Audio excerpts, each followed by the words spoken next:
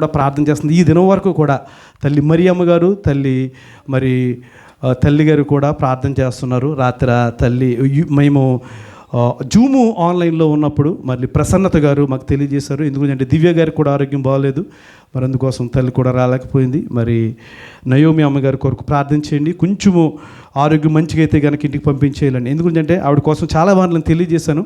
అసలు ఆరోగ్యం ఆవిడకి పాపం సహకరించదు, అయినప్పటికీ కూడా దేవుడు ఆ బిడ్డకి సహాయం చేయును గాక.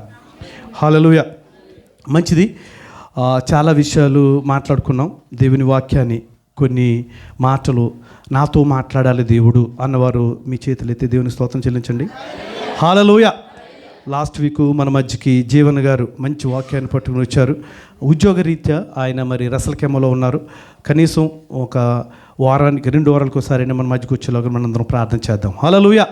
మరి ఆ బిడ్డకి కూడా దుబాయ్ ట్రాన్స్ఫర్ అయ్యేలాగున దుబాయ్లో మరి ఆయన చేసుకుంటూ సంఘంతో ఏకమై మరి చక్కని రీతిలో దేవుడిచ్చిన తలాంతుల్ని మరి అందరి కొరకు కూడా ఆయన వినియోగించేలాగా మనందరం కూడా మన వ్యక్తిగత ప్రార్థనలో జ్ఞాపకం చేసుకుంటాం. ఒకసారి మీరందరూ కూడా ఎజ్రా గ్రంథం తీయండి.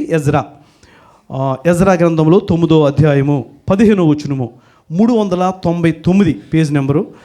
నేను చదువుతున్నాను, మీరు తెరిచి చూడండి. నేను చదువుతున్నాను, దయచేసి ఒకసారి మనందరము కూడా ఈ వాక్యాన్ని చూద్దాం. ఎజ్రా గ్రంథము 9వ అధ్యాయము 15వ వచనము. యెహోవా ఇశ్రాయేలీయుల దేవా, నీవు నీతిమంతుడివై ఉన్నావు, అందువలనే నేటి దినమున ఉన్నట్లుగా మేము శేషించి నిలుచుచున్నాము. చిత్తగించుము, మేము నీ సన్నిధిని అపరాధులము గనుక నీ సన్నిధిని నిలుచుటకు అర్హులము కామని ప్రార్థన చేసి తిని. ఈ ప్రార్థన ఎవరైనా చేస్తారండి? మనలో ఎవరైనా చేస్తారా ఇలాంటి ప్రార్థన? ఎవరైనా? ఆయన చేసిన ప్రార్థన చూడండి. ఆయన ఏమని చేశారు? ఆయన చేసిన అపరాధములను ఆయన జ్ఞాపకము చేసుకుంటూ, ఎజ్రా గారు ఆయన చేసిన అపరాధములన్నిటిని కూడా ఆయన జ్ఞాపకము చేసుకుంటూ దేవుని సన్నిధానములో నిలబడి ఆయన చేస్తున్న ప్రార్థన. ఆయన అంటున్నారు, చిత్తగించుము, మేము నీ సన్నిధిని అపరాధులము కనుక నీ సన్నిధిని నిలుచుటకు అర్హులము కామని ఆయన ఏం చేశారండి? ప్రార్థన చేశారు. ప్రియమైన దేవుని బిడ్డ, పశ్చాత్తాపం అంటాం కదా. పశ్చాత్తాపం అంటే ఏంటండి? పశ్చాత్తాపం అంటే ఏంటండి? చేసిన తప్పిదమును ఒప్పుకోవడం కదండి. చేసిన తప్పిదమును ప్రాయశ్చిత్తం, ఆ యొక్క తప్పిదానికి ప్రాయశ్చిత్తం. మనకి దావీదు గారు కనిపిస్తారు కదా, వెంటనే ఆయన చేసిన తప్పిదానికి ఆయన ప్రాయశ్చిత్త పడ్డాడు. 51వ కీర్తనలో మనము దాన్ని చూస్తూ ఉంటాం. చూడండి, ఈ దినము ప్రతి ఒక్కరితోటి కూడా దేవుడు మాట్లాడాలి. ప్రతి ఒక్కరితోటి కూడా ఏ విధంగా మాట్లాడాలి అంటే కనుక, అయ్యా నేను చేసిన తప్పిదాన్ని ఇదిగో నేను ఒప్పుకుంటున్నాను, నన్ను క్షమించండి అని చిన్న ప్రార్థన మనందరము చేద్దాం. మనందరము కలిపి చేద్దాం చిన్న ప్రార్థన. ప్రతి ఒక్కరు కూడా తల వంచండి. ప్రతి ఒక్కరు, ఏ ఒక్కరు మౌనంగా ఉండొద్దు.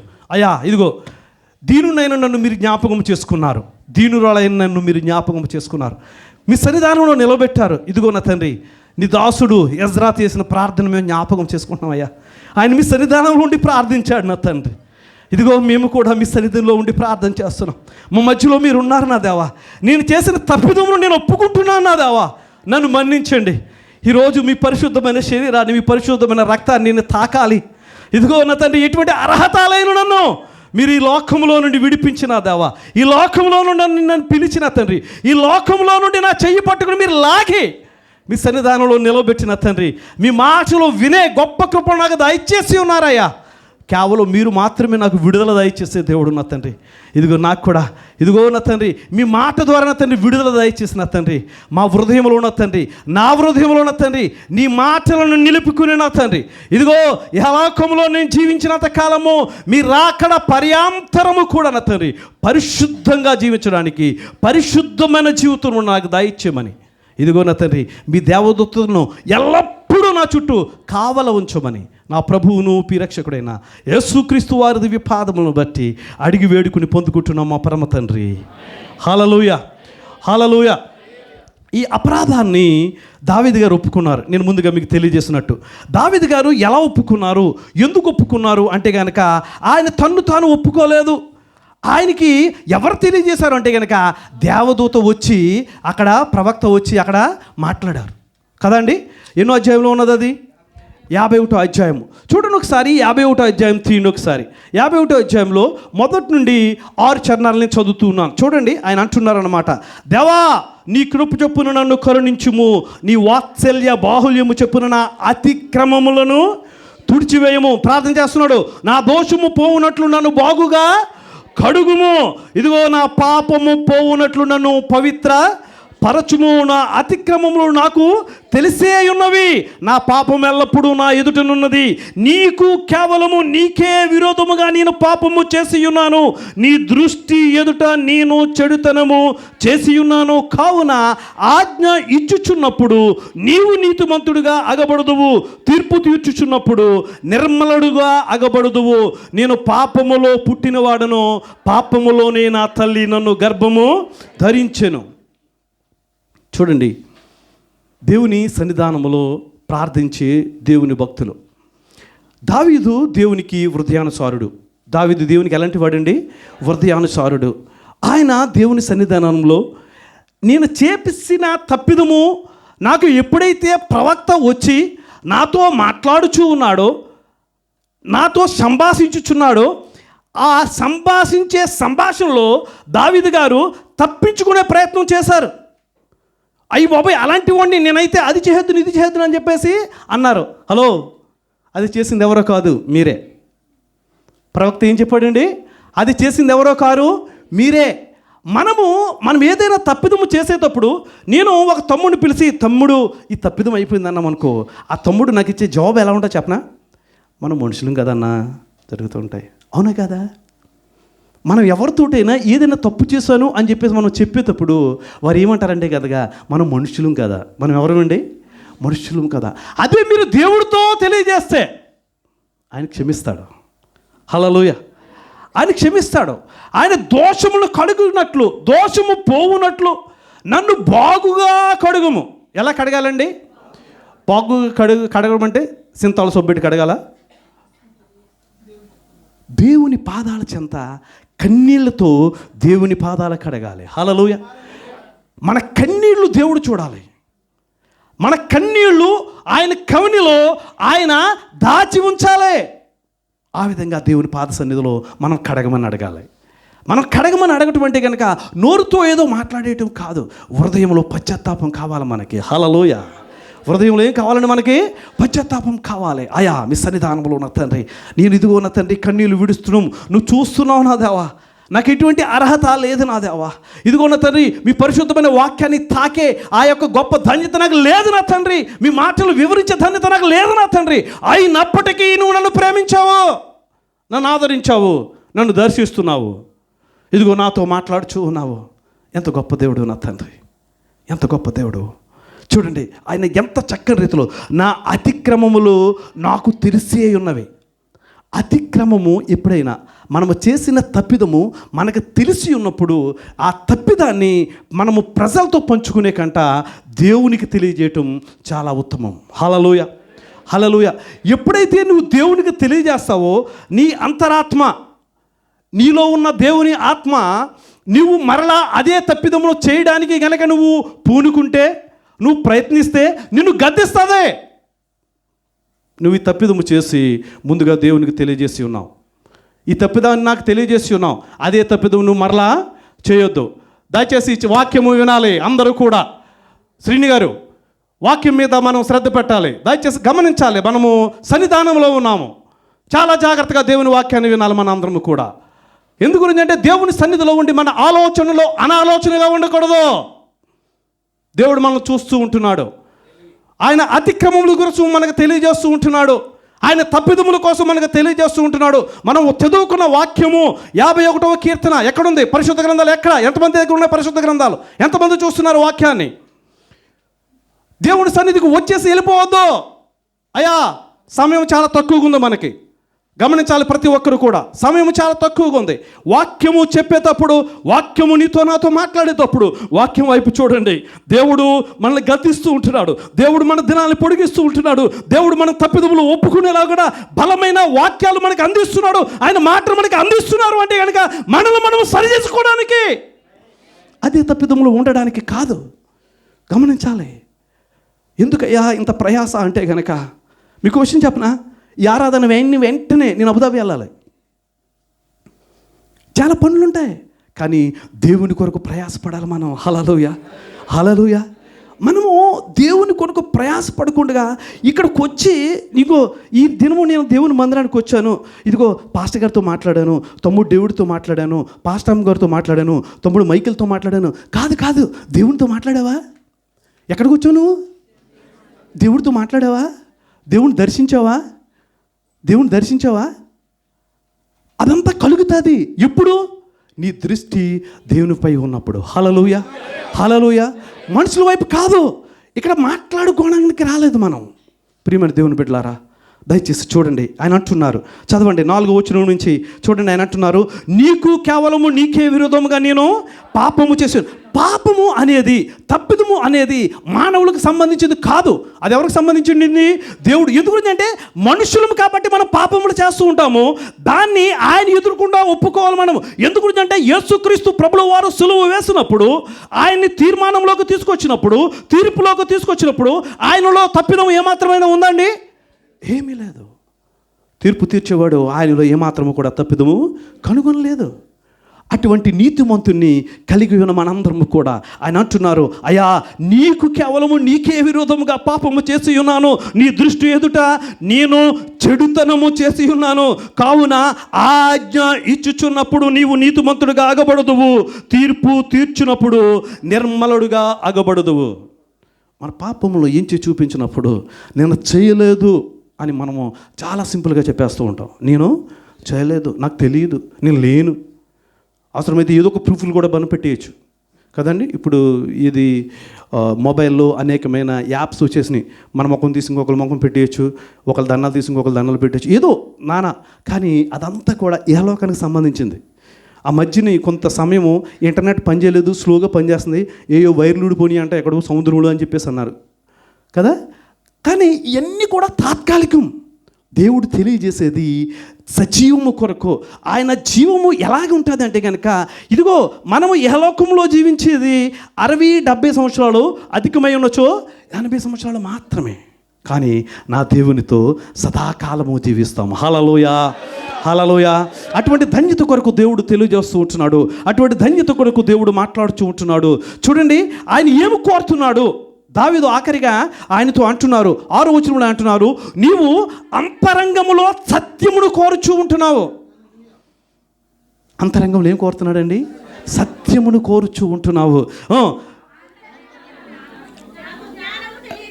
Very good. నేను చూస్తున్నాను, నీవు అంతరంగములో సత్యమును కోరుచున్నావు, ఆంతర్యములో నాకు జ్ఞానము తెలియజేయుదువు.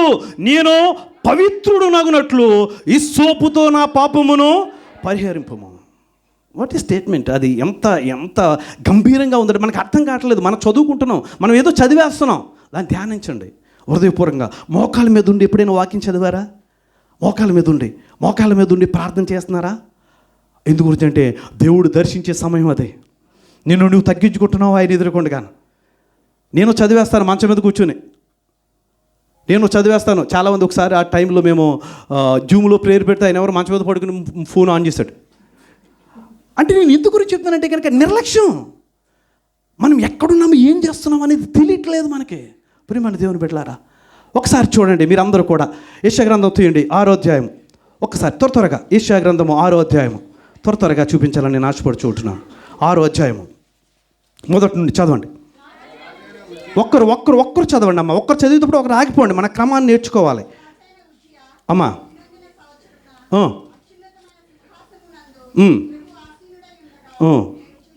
నేను చూచి తిని నిండుకొనెను, శరాపులు నిలిచియుండిరి, ఒక్కొక్కరికి 6 రెక్కలుండును, ప్రతివాడు 2 రెక్కలతో తన ముఖమును, 2 తన కాళ్ళను కప్పుకొనుట, 2 ఎగురుచుండెను. ఈ 3వ వచనం చూడండి. వారు సైన్యములకు అధిపతియగు యెహోవా పరిశుద్ధుడు పరిశుద్ధుడు పరిశుద్ధుడు, సర్వలోకము ఆయన మహిమతో నిండి ఉన్నది అని గొప్ప స్వరముతో ప్రతిగానములు చేయుచుండేవి. హల్లెలూయా. ఇక్కడ సరాపులు చేస్తూ ఉంటున్నారు. దేవుని సన్నిధానంలో నిలబడి, ఆయన సన్నిధిలో నిలబడి, ఆయన ఎవరండి అంటే కనుక పరిశుద్ధుడు పరిశుద్ధుడు పరిశుద్ధుడు అని వారు కేకలు వేస్తూ ఉంటున్నారు, వారు ఆరాధిస్తూ ఉంటున్నారు. దేవుని మందిరంలో ఉన్న మనందరము కూడా దేవునికి స్తోత్రాలు చెల్లించమంటే దేవునికి స్తోత్రం హల్లెలూయా అంటాం మనం అందరము కూడా. కానీ మనలో హల్లెలూయా అనే పరిశుద్ధత మనలో ఉందా? ఒక్కొక్కసారి ఈ మాట కొంతమంది దైవజనులు అంటారు కదా, God is good all the time. ఏ టైం అండి? We are good. చాలా సింపుల్గా వచ్చేది ఆ వర్డ్ మనకు కదండి, చాలా సింపుల్గా.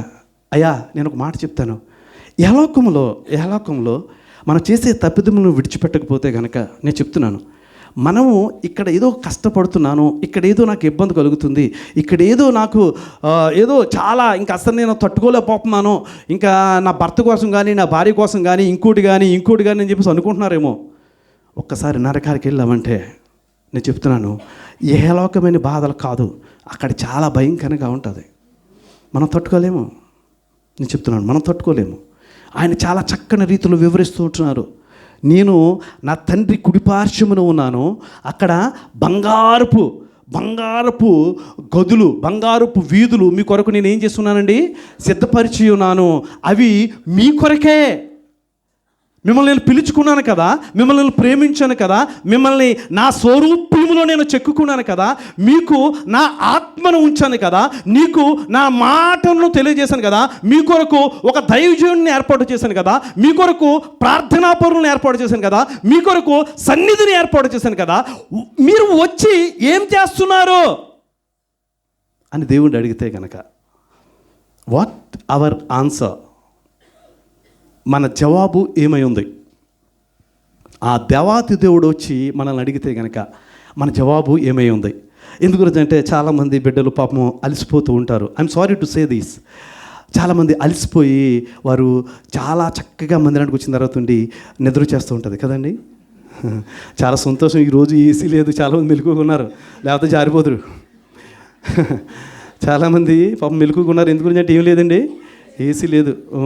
సరే, మంచిది. చూడండి, మనము చదువుకున్న మాటల్ని జాగ్రత్తగా చూసినప్పుడు దేవాతి దేవుడు పరిశుద్ధుడు పరిశుద్ధుడు అని చెప్పేసి వారు ఉజ్జియా అక్కడ తెలియజేస్తూ ఉంటున్నాడు. ఉజ్జియా ప్రార్థన చేస్తూ ఉంటున్నాడు. ఉజ్జియా దేవునితో ఆయన ఉన్న సంభాషణను ఆయన మెలకువ చేసుకుంటూ ఉంటున్నాడు. అక్కడ ఆయన మాట తెలియజేసిన తదుపరి మీరు కిందకి రండి ఒకసారి, 9వ వచనం చదవండి.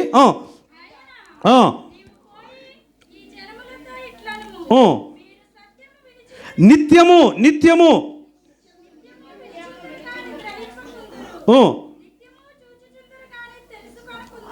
చూడండి ఇప్పుడు ఈ మాట చూడండి ఒకసారి. ఆయన ఏమంటున్నారండి అక్కడ? మీరు నిత్యము చెప్పాలి, వినుచుందురు కానీ ఏం చేయట్లేదండి, ఏం చేయట్లేదు. తర్వాత మాట చూచుదురు కానీ తెలుసుకోవట్లేదు. వీఆర్ డూయింగ్ సేమ్, మనం అందరూ చేసేది సేమ్ కదా. వస్తున్నాం ప్రతి వారము బల్లారాధన, నిర్మలమ్మ గారు ద్రాక్షారసం ఇస్తున్నారు, సాయి గారు రొట్టెస్తున్నారు, ప్రైజ్ లార్డ్. నో, పశ్చాత్తాపం కావాలి నాకు. దేవుని దగ్గర నేను ఏడవాలి. దేవుని దగ్గర నా కొరకే కాదు, నా కుటుంబం కొరకు నేను ఏడవాలి. ఇదిగో ఈ దినము, ఇదిగో నా ఆఫీసులో ఇబ్బంది అయింది, నా యజమానుడితో ఇబ్బంది అయింది, ఇదిగో నా యొక్క భర్తతో ఇబ్బంది అయింది, నా భార్యతో ఇబ్బంది అయింది, నా కుమారులతో ఇబ్బంది అయింది, నా కుమారులతో ఇబ్బంది అయింది, నా వ్యాపారంలో ఇబ్బంది అయింది. దేవుని పాదాల చెంత ఎప్పుడైనా ఏడ్చామో మనం చదువుకున్న మాట. ఎజ్రా ఏమి ప్రార్థన చేస్తున్నాడు, ఎక్కడ ప్రార్థన చేస్తున్నాడు అంటే కనుక దేవుని సన్నిధానంలో ఉండి ఆయన ప్రార్థన చేస్తున్నాడు. అయా, మేము తప్పిదములో ఉన్నాము, మేము పాపములో ఉన్నాము, మేము మందిరంలో ఉండడానికి అర్హులము కాదు. మనం చదివేసుకుంటున్నాము, వినేస్తూ ఉంటున్నాము, దాన్ని గ్రహించట్లేదు, దాన్ని అర్థం చేసుకోవట్లేదు. ప్రియమైన దేవుని బిడ్డ ఆయన అంటున్నారన్నమాట, అయ్యా మీరు ఏం చేస్తున్నారంటే కనుక నీవు పోయి ఈ జనులతో ఇట్లనము, ఈ జనులు అంటే బయట వాళ్ళు కాదు, వాక్యం వింటున్న మన కొరకే. ఈ జనులు అంటే బయట వారు కాదు, మనమే. మనల్ని మనం సరిచేసుకోవాలని చెప్పేసి దేవుడు ఆశపడుచు ఉంటున్నారు. అందుకే ఈ మాటలు ఉంచి ఉన్నారు. అందుకే ఈ మాటలతో నీతో నాతో మాట్లాడుతున్నారు. ఏంటంటే కనుక, నీవు పోయి ఈ జనులతో ఇట్లనము మీరు నిత్యము వినుచుందురు కానీ గ్రహింపకుందురు, నిత్యము చూచుదురు కానీ తెలుసుకొనకుందురు. వారు కన్నులతో చూచి, చెవులతో విని, హృదయములతో గ్రహించి మనస్సును మార్చుకుని స్వస్థత పొందక పోవునట్లు ఈ జనుల హృదయము కొవ్వు చేసి వారి చెవులు మందపరిచి వారి కన్నులు మూయించుకొని. చూడండి ఎంత భయంకరం అది, ఎంత భయంకరం. మనం ఈ మాట అంటాం కదా, దేవుడు చేసే కార్యాలు కన్నులకు కనపడవు, చెవులకి వినపడవు, హృదయానికి అగోచరము. హృదయానికి ఏంటండి? అగోచరము. ఇప్పుడు ఈ మాట హృదయానికి అగోచరము అనేది ఎప్పుడు తెలుస్తుంది అంటే కనుక, మనం గ్రహించినప్పుడు, మనం వినినప్పుడు. ఇప్పుడు ఆయన అంటున్నారు కదా, వీరు వింటారు కానీ గ్రహించట్లేదు. మనం గ్రహింతే అది జరుగుతుంది. మనం చూస్తాం కానీ తెలుసుకోవట్లేదు. అది తెలుసుకుంటే అది జరుగుతుంది. అది తెలుసుకుంటే ఆ కార్యము జరుగుతుంది. ఇంకా ఆయన అంటున్నారు, ఎందుకు వీరు గ్రహించలేకపోతున్నారు? వీరు మొట్టమొదటగా ఏం చేయాలంటే కనుక, హృదయముతో గ్రహించి మనస్సును మార్చుకోవాలి. ఏం మార్చుకోవాలండి? మతాలు కాదు మార్చుకునేది, జాతులు కాదు మార్చుకునేది, కులాలు కాదు మార్చుకునేది, ఇంకోటి కాదు, రంగులు కాదు మార్చుకునేది. దేవుడు అడుగుతున్నాడు, నీ యొక్క హృదయాన్ని మార్చుకో. హల్లెలూయా, హల్లెలూయా. ఈ దినము దేవుడు మన ప్రతి ఒక్కరిని అడుగుతూ ఉంటున్నాడు. ప్రతి ఒక్కరిని, నేను పశ్చాత్తాప పడతాను, నా దేవుని సన్నిధిలో నా పాపము ఒప్పుకుంటాను అని ప్రతి ఒక్కరితో దేవుడు అంటున్నాడు, ఈరోజు నీ హృదయాన్ని మార్చుకో. హల్లెలూయా. మన హృదయాన్ని మార్చుకుందాం. మనం చేసేది ప్రతిదీ కొరక దేవుడి కొరకు చేస్తూ ఉంటున్నాం. అనేకమైన విషయాలని తెలియజేశాను, అనేకమైన విషయాలు మనం చదివాం. దావీదు అక్కడ ఏడుస్తూ ఉంటున్నాడు, మొర్ర పెట్టుచూ ఉంటున్నాడు. ఇదిగో హిమము కంటే తెల్లగా చేయమంటున్నాడు ఆయన హృదయాన్ని. హిమము కంటే తెల్లగా. నేను మరొకసారి చెప్తున్నాను, పాపములు అందరూ చేస్తారు, తప్పిదములు అందరూ చేస్తారు, కానీ దాన్ని ఒప్పుకోవాలి. మనుషుల దగ్గర కాదు, నువ్వు దేవుని దగ్గర ఒప్పుకోవాలి. ఎవరి దగ్గర ఒప్పుకోవాలండి? దేవుని దగ్గర ఒప్పుకోవాలి. మనం ఎప్పుడైతే దేవుని దగ్గర ఒప్పుకోలు ప్రార్థనలు చేయాలి మనం. హల్లెలూయా. ఏం ప్రార్థనలు అండి? ఒప్పుకోలు ప్రార్థన. ఒప్పుకోలు ప్రార్థన అంటే కనుక ఎవరో చేసింది కాదు, నేను చేసిన తప్పిదం కొరకు నేను ప్రార్థన చేయాలి. హల్లెలూయా. నేను చేసిన పాపం కొరకు నేను ప్రార్థన చేయాలి. హల్లెలూయా. దేవుడు ఆయన పరిశుద్ధమైన రక్తాన్ని చిందించింది, ఆయన పరిశుద్ధమైన శరీరాన్ని నీ కొరకు నా కొరకు కూడా అర్పించింది. ఎందుకయ్యా అంటే కనుక, ఆయనను జ్ఞాపకము చేసుకున్నటకు. ఎవరిని జ్ఞాపకం చేసుకుంటున్నాం మనం? ఇదిగో ఆయన జ్ఞాపకం చేసుకున్నప్పుడు ఆయనలో పాపము ఏమాత్రము కూడా లేదు. ఆయనలో పాపము ఏమాత్రము కూడా లేదయ్యా. ఆయన సాధువు వలె, గొర్రె వలె వచ్చి ఆయన నీ కొరకు నా కొరకు కూడా బలైపోయి ఉన్నాడు. ఆ దేవుని కలిగి ఉన్న నీవు నేను కూడా, ఆ దేవుని ఆరాధిస్తున్న నీవు నేను కూడా, చూడు, ఇంకా మన హృదయాలు మారలేదేమో, ఇంకా మనము ఆయన తెలుసుకోవట్లేదేమో. ఇంకొక మాట మీకు చూపిస్తాను. లూకా శుభవార్త తీయండి ఒక్కసారి, త్వరగా లూకా శుభవార్త తీయండి. 18వ అధ్యాయం తీయండి ఒకసారి. 18వ అధ్యాయము, లూకా శుభవార్తలో 18వ అధ్యాయము. ఇక్కడ చూడండి, మనము ఎప్పుడు కూడా దీనివైపే చూస్తూ ఉంటాం. అందుకే ఈ మాటలు నేను చదివిస్తూ ఉంటున్నాను. ఒక్కసారి మీరు తీసి ఒకసారి 18వ అధ్యాయంలో చూస్తారా? ఆగండి ఒకసారి. 18వ అధ్యాయంలో 9 నుంచి చదవండి తమ్ముడు. 9 నుంచి. అమ్మా ఒకసారి. తామే నీతిమంతులమని తమ్ము నమ్ముకుని ఇతరులను తృణీకరించు కొందరితో ఆయన ఈ ఉపమానము చెప్పాను. ప్రార్థన చేయుటకై 2 మనుషులే దేవాలయమునకు వెళ్ళిరి. వారిలో ఒకడు పరిసయ్యుడు, ఒకడు సుంకరి. పరిసయ్యుడు నిలబడి, దేవా, నేను చోరులను, అన్యాయస్తులను, వ్యభిచారులను, ఇతర మనుషుల వలెనైనను ఈ సుంకరి వలెనైనను ఉండనందునకు నీకు కృతజ్ఞతాస్తుతులు చెల్లించుచున్నాను. వారమునకు 2 మార్లు ఉపవాసము చేయుచు నా సంపాదన అంతటిలో 10వ వంతు చెల్లించుచున్నానని తనలో తాను ప్రార్థించుచుండెను. అయితే సుంకరి దూరముగా నిలబడి ఆకాశము వైపు కన్నులెత్తుటకైనను ధైర్యము చాలక రొమ్ము కొట్టుకొనుచు, దేవా పాపినైన నా ప్రార్థన కరుణించమని పలికెను. హల్లెలూయా. ఈ మాటలు అనేకమైన మార్లు విన్నాము. ఈ వాక్యాన్ని అనేక మార్లు మనం చదివి ఉన్నాము. దేవుడు ఎవరు ప్రార్థన విన్నాడు? ఎవరు ప్రార్థన విన్నాడండి? ఎందుకు ఆయన ప్రార్థన విన్నాడు? ఎందుకు ఆయన ప్రార్థన విన్నాడు? తన్ను తాను తగ్గించుకుని పశ్చాత్తాపడుతూ రొమ్ము కొట్టుకుంటున్నాడు. ఆయన అంటున్నాడు, అయ్యో అయ్యా, మీ పరిశుద్ధతను తాకే అర్హత కూడా నాకు లేదు. అనేక మందమే కొన్ని మార్లు కొన్ని విషయాలు తెలియచేసేటప్పుడు, అమ్మ ఇది మనం చేయకుండా ఉంటే బాగుంటుంది, అయ్యా ఇది మనం చేయకుండా ఉంటే బాగుంటుంది కనుక మనం చిన్నబుచ్చేసుకుంటాం. మనం ప్రార్థన చేసుకోం, మనం దేవుణ్ణి అడగం. దేవుని సన్నిధిలో మనం సిద్ధపాటు కలిగి వచ్చి ఉన్నామా? ఒకవేళ సిద్ధపాటు కలిగి వచ్చి ఉంటే కనుక మిమ్మల్ని పిలిచేది, మిమ్మల్ని పని చేయించేది, మీరు చేసేది నాకు కాదు, నేను పిలిచినందుకు కాదు, దేవునికి మాత్రమే చేస్తుంటున్నారు. చప్పట్లు కూడా దేవుని నామమున మహిమపరచండి. నాకు కాదు చేసేది, దేవునికి మాత్రమే చేస్తున్నారు, దేవుని కొరకే చేస్తున్నారు. అందుకే మనందరికీ తెలుసు ఈ మాటలు, మనందరికీ తెలుసు.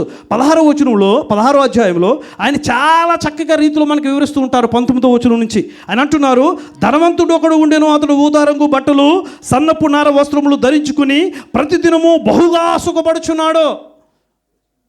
దుబాయ్ వచ్చింది మనం సుఖపడినాక కష్టపడినాక? మనం కష్టపడి ఏం చేస్తున్నాం? ఇంటికాడోళ్ళని సుఖపెడుతున్నాం. ఇంటికాడోళ్ళని ఏం చేస్తున్నామండి? మనము సుఖపెడుతూ ఉన్నాం. ఇంటికాడోళ్ళు సుఖపెడతామే కాదు, మనం తిరిగి ఇంటికి వెళ్ళేటప్పటికి మనం మారిపోతాం.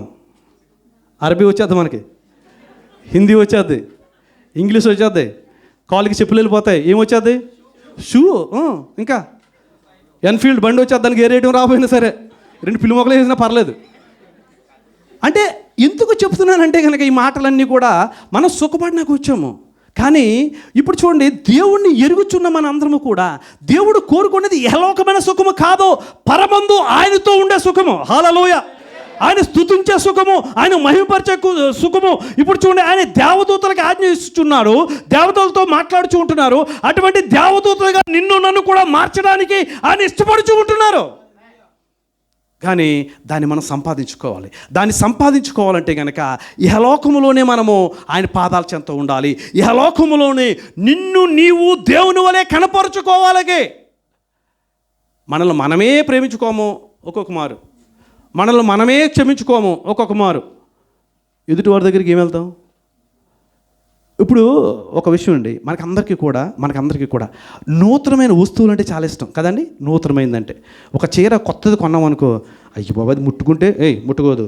ఎప్పుడైనా భార్యని ప్రేమతో ఏమేమి పిలుస్తామో వాళ్ళ పేర్లు పెట్టి పిలుస్తాం, ఏమే అంటాం. లేకుంటే ఇంకో మన లాంగ్వేజ్లో మారిపోతాడు, లాంగ్వేజ్లో లేదా పేర్లు, కొత్త పేర్లతో పిలుస్తారు. ఎప్పుడైనా కొత్త పేర్లతో బంగారం, జాన్, నవ్వు కాదు, ఎప్పుడైనా పిలిచుండే వాళ్ళ లుక్ మారిపోద్ది, మీ మీద ఉన్న అభిప్రాయం మారిపోద్ది వాళ్ళది. అర్థమైందండి? జాను ఎలా ఉన్నావు? బాబో ఇంటి అయిపోయి ఏంటి, ఏమైపోయింది? ఒక్కసారి మన దృష్టిని అంటే ఇప్పుడు వరకు మేము అని పిలిచాము. ఇప్పుడు ఒక్కసారిగా మనం ఏం చేసాము? నూతనంగా పిలుస్తున్నాం. ఎలా పిలుస్తున్నామండి? ఎప్పుడైతే నూతనంగా పిలుస్తామో ఏమైపోయిపోద్ది? ప్రేమ ఎక్కువైపోద్ది. అది యహలోకంలోనే కొంచెంగా ఉంటే కనుక నా దేవాతి దేవుణ్ణి నువ్వు రోజు పిలుచుడు, రోజు ఆయన దర్శించుడు, రోజు ఎందుకు గురించి అంటే ఇక్కడ వీరిద్దరూ కూడా, ఈ ధనవంతుడు సుంకర్ని మనం చూస్తూ ఉంటున్నాం కదా, వీళ్ళు చూడండి ఇహలోకంలో చాలా చాలా చక్కగా జీవించేశారు కదా. ఇప్పుడు చూడండి ఆయన పరలోకంలో ఉన్నారు. అక్కడ ఇలాగ చూడండి, ఇదిగో చూడండి 21వ వచనం నుంచి నేను చదువుతున్నాను. అతని బల్ల మీద పడి రొట్టు ముక్కలతో ఆకలి తీర్చుకొన గోరెను, అంతేకాక కుక్కలు వచ్చి వాని కురుపులు నాకెను. ఇక్కడ వరకు మనకు అర్థమైంది కదండి. ఇప్పుడు చూడండి మాటలు. ఇప్పుడు ఆ దరిద్రుడు చనిపోయి దేవదూతల చేత అబ్రహాము రొమ్మున ఆనుకొనుటకు కొనుపోబడెను. యహలోకములో దూరముగా ఉండి ఆయన రొమ్ము కొట్టుకున్నాడు. ఆయన పరలోకములో ఎవరు రొమ్మునున్నాడండి? అబ్రహాము రొమ్మునున్నాడు. ఇప్పుడు ఇదిగో యహలోకంలో షూలు వేసుకున్నవాడు, యహలోకంలో వైట్ కలర్ షర్ట్ వేసుకున్నవాడు, యహలోకంలో ఇదిగో చాలా స్టైల్ చేసినవాడు, హిందీ ఇంగ్లీష్ మాట్లాడినవాడు, ఆ పరిస్థితి చూడండి ఇప్పుడు ఎలాగుందో. చదవండి అది.